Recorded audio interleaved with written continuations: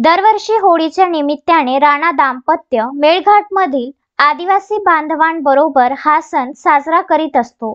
यावेळी होळीच्या काळात लोकसभेची आचारसंहिता लागण्याची शक्यता असल्याने यावेळी होळीपूर्वीच आमदार राणांनी मेळघाटमध्ये जाऊन आदिवासी बांधवांसोबत होळी साजरी केली।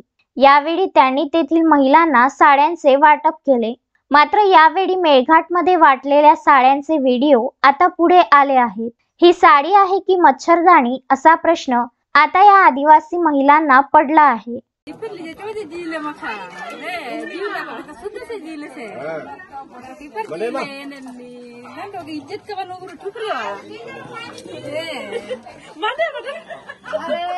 साड़ी देना था तो ठीक देना था, ऐसा देने को क्या है, सादा जाली का जाली है, ढंग का लेने को। मारुती पाटणकर, विदर्भ न्यूज, चिखलदरा।